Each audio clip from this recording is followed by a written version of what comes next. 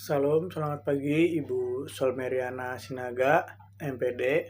Perkenalkan, saya Andilo Butar-Butar dengan NIM 111211213. Saya dari semester 8, jurusan Manajemen Sumber Daya Manusia, dan di video ini adalah untuk tugas pendidikan agama Kristen.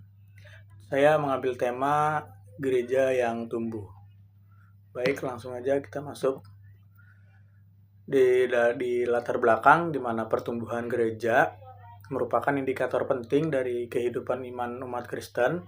Gereja yang bertumbuh tidak hanya ditandai oleh peningkatan jumlah anggota, tetapi juga oleh pendalaman iman, keterlibatan dalam pelayan dan pengaruh nyata dalam masyarakat di tengah tantangan zaman seperti sekularisasi, digitalisasi, dan perubahan nilai sosial. Gereja dituntut untuk tetap relevan dan berfungsi sebagai terang dan garam bagi dunia.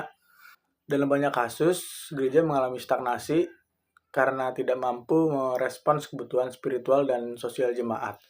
Oleh karena itu, pembahasan tentang gereja yang tumbuh menjadi sangat penting untuk menilai dan merancang strategi pelayanan yang efektif di masa kini. Pengertian gereja itu sendiri berasal dari Yunani, di mana dari kata eklesia yang berarti jemaat yang dipanggil keluar. Gereja bukan hanya gedung tempat ibadah, tetapi persekutuan orang percaya yang dipanggil untuk menyembah Tuhan dan menjadi saksinya di dunia.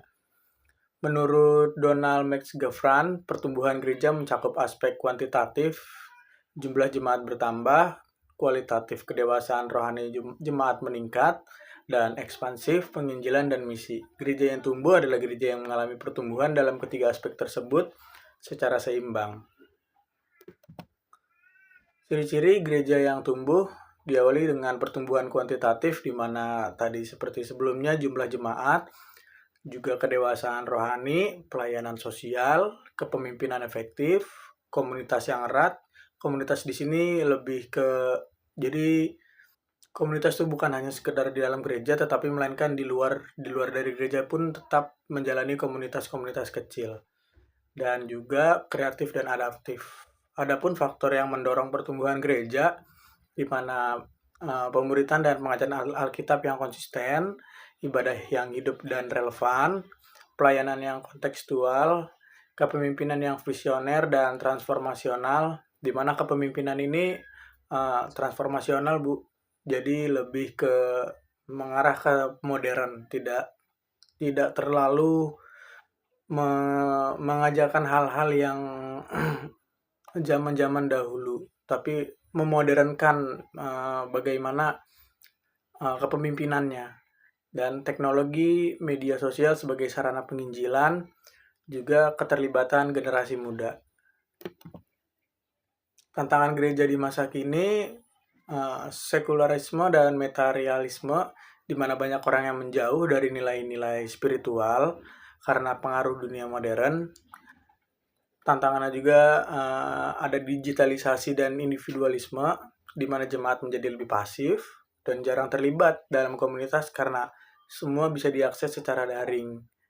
Krisis kepemimpinan dan regenerasi, di mana banyak gereja kekurangan pemimpin muda yang siap melanjutkan pelayanan, dan juga kurangnya relevansi pelayanan di mana gereja tidak lagi menjawab isu sosial, ekonomi, dan emosional masyarakat secara nyata. Baik, selanjutnya strategi membangun gereja yang tumbuh. Yang pertama, pemuritan yang terstruktur. Gereja harus memiliki program pemuritan jangka panjang dan berjenjang. Yang kedua, komunitas sel atau kelompok kecil menumbuhkan keintiman, penggembalaan, dan keterlibatan jemaat. Yang ketiga, transformasi digital, ibadah online, konten rohani digital, dan media sosial sebagai sarana penginjilan. Yang poin nomor 3 ini, digital ibadah online itu seperti mengadakan di Instagram atau di YouTube atau di TikTok sekalipun. Dan yang keempat, pemberdayaan generasi muda, mengikut sertakan anak muda dalam pengambilan keputusannya dan pelayanan aktif. Dan yang terakhir, misi sosial dan kolaborasi gereja menjadi agen perubahan lewat pelayanan sosial, pendidikan, dan kerjasama lintas gereja. Gereja yang bertumbuh bukan sekedar idealisme rohani, tetapi menjadi suatu kebutuhan mendesak di tengah arus perubahan dunia yang begitu cepat dan kompleks.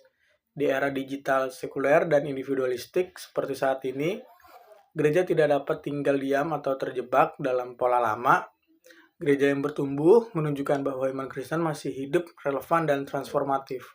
Pertumbuhan gereja menjadi bukti nyata bahwa Injil tetap berkuasa menyentuh hati manusia.